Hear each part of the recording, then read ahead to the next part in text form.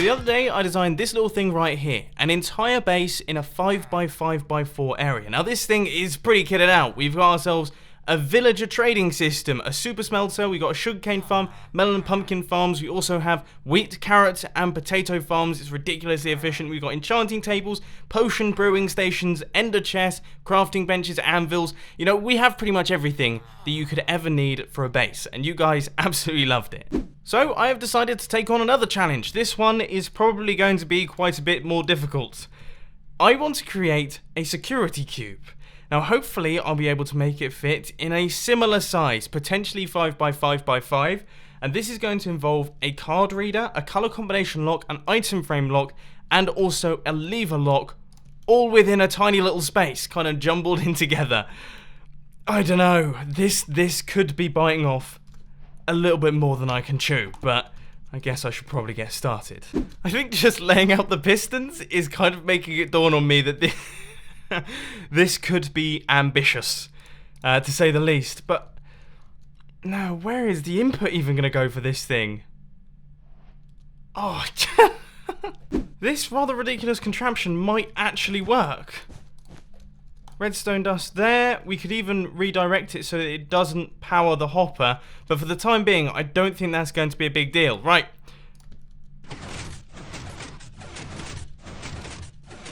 Not quite. And I wonder why that is. Could it just be to do with this slab right here? We just have to transfer this into a slab? It works! No way! So this is part one. We flick the lever, and as you can see, the color combination lock is actually functioning, and it is swapping out the different colors, and then we just flick the lever right there, and that is the color that we have selected. So this is going to be our output circuit, which is going to give a redstone output when we have the correct color in place.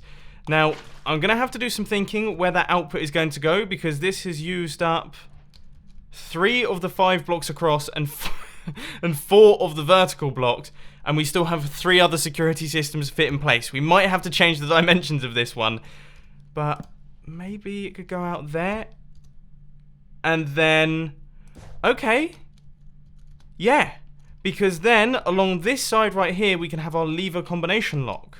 I do feel like we're currently pushing the limits a little bit, but I feel like I've come up with a potential idea that could be absolutely genius. So this is where the lever combination lock is going to be going. You can see that we're going to cover up all of this area here to make sure that the player can't see inside, because obviously we want the combination lock to sort of work in a way. And I guess we can connect up these ones. Okay, so they will power the redstone line underneath. That's fine, but how do we do ones that you want to be switched off? I mean, we have spots for redstone torches here. Obviously, those 2 central ones are the only ones that could be redstone torches, but then we could drop this down by a block. Oh my word, I think we might have... Hang on. That has locked that, but that's not a big deal right now, because even though... Yeah, because that's currently in the wrong position, so that's currently incorrect, but it will still give an output, even if we get the lever combination lock wrong, because then obviously the redstone turns off. Yeah! Oh, that works! We've got... It's in place, and it's just fitted in next to... This is totally ridiculous. So now we should see, if we get this thing correct, which is 2 flip arounds, the redstone lamp turns off. It is actually working, amazingly enough so far. But we do have 2 more systems to fit in place. I have had to extend out the floor a little bit, but I actually think we could do this, you know? Next thing is our item combination lock, and truly in keeping with staying within the boundaries, I have put the item frame 1 block back so that it doesn't stick out from the side, but I think this might be the killer, because these things are actually quite big. Yeah. So we're going to need a comparator coming out of the item frame and a comparator running in like that. And then we're going to need a furnace. Now, one thing that I am just thinking is maybe we could rotate this and have it pointing across there and have it going across the bottom like that, because the output is going to be on this block. Let me build one first and see if I can actually remember how these things work, because as far as I remember, we've got rain. Guys, I don't mean to blow my own trumpet here, but I'm on a bit of a roll. I've actually come up with a new design for the item frame combination lock that seems to work quite nicely, I think. As far as I can tell, I haven't really tested it just yet. But we have these comparators like this, and then we have the comparator running in there, which is setting which position the item frame needs to be in. And then this is like the overrun circuit. So essentially, when the item frame is in the correct position, let's see if we can do this. So if we put some items in there, right now the signal strength isn't strong enough. So obviously this redstone isn't being powered, which means that this comparator isn't being powered. But then when we get the right signal strength, then it powers this redstone, which powers the comparator, but this comparator only powers this redstone. It doesn't power this redstone, which means that this repeater is unpowered, which means that this comparator can stay powered. But if we increase the signal strength by one more, it works! It actually works! This repeater then powers that comparator, which essentially tells the comparator, nope, I'm more powerful than you, you need to turn off, and then it deactivates, which means that we wouldn't get an output through the system. And if we invert that, running that into our AND gate, that means that we do have a working lock system. So right now, how's everything looking down here? I think I've broken something in the piston feed tape in the process of building this. Let's give this thing a quick tester. So we are looking for pink, which is the next one. There we go. So pink is the correct combination there. The correct combination for this one is that, I think, if I remember correctly. And the correct combination for that one is that. And as you can see, our redstone lamp has just turned off. That means that this thing is actually functional, amazingly enough. Now we just have to do the item filter one. Now, where on earth could we put that? I've just realized something! That's not within the border. I wonder if we can do anything about that. Oh, guys. Oh, I have been trying my best here. So that there, redstone, and then if this activates,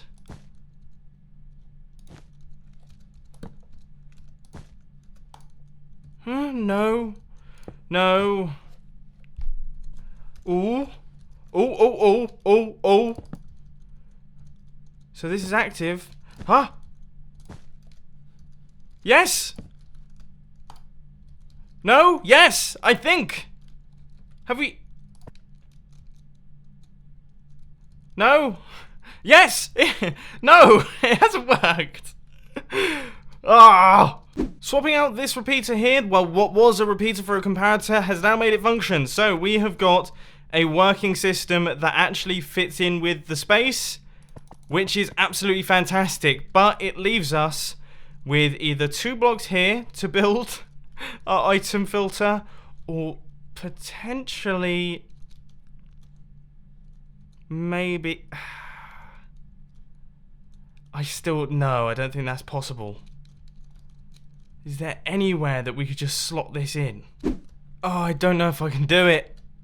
I don't actually think I can do it. I thought, for a brief few seconds, I thought maybe I can. Okay, so that there. Good.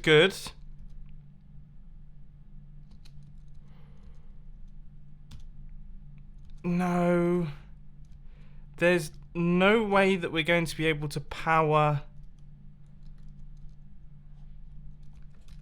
Because we need to take a comparator output from it and also power it. And that's just not going to happen in that area. Guys, I've just worked something out. We can do this because our AND gate circuit is permanently powered.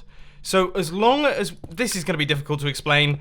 I'm genuinely excited here because I think we can actually do it. I have spent way too long on this, but we could be here. Oh! No, that block. Oh, that block has thrown the spanner in the works. Again. I could so cry. I've spent the past 2 hours just trying to work out this final problem. There's a chance I might have to open this up to the public. So here's the thing, I've built it, but it doesn't quite work because of buds. Because of block update detectors, quasi-connectivity and things like that. Sadly, it doesn't quite function. So if you place the item in here, you can see everything switches off very, very briefly, which means that we have got the correct combination. But if we try and place the item in using a dropper, it doesn't work because this dropper is being powered by this redstone. So then I thought to myself, oh, well, I'll just do that. But that doesn't power the hopper. And if we do something like this, then that stops it from working because this is then being powered. Oh, I could just cry. I could just cry. Seriously. We are so close. Look at this. The whole point was that you'd be able to power it from the bottom. You wouldn't have access to the hopper. So this would be like a blind wall along with this one. Then all the other walls would have to have access. But I just don't think. I don't think we could do it. I might have to admit defeat. Is this it? Have I done it? I've removed one of the levers just to make space for a tiny bit more redstone. Right, okay, so if we do this, we'll make sure that we have our combination lock correct. So that one is flicked on, that one is flicked off, and this one is flicked off as well. And this is actually going to be turned into one of those ones. So that right there should be our combination. Yeah, okay, and then if we have the correct item inside here,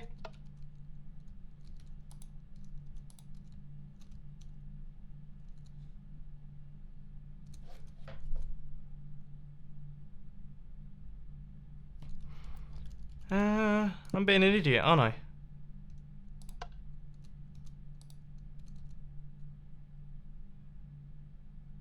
Yes.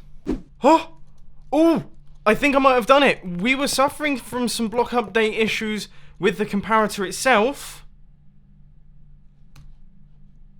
Could this be it? Yes! Ah! We've done it! We've actually done it!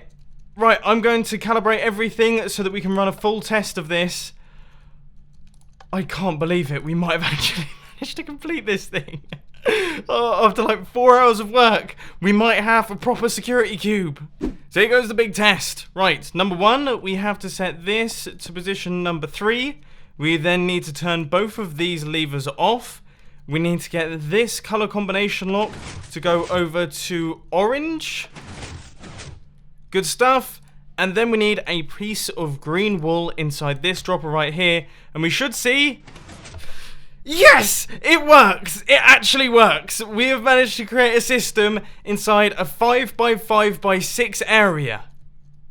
5x6x5 area that actually functions and involves a color combination lock, lever combination lock, item frame combination lock, and also an item filter card reader system.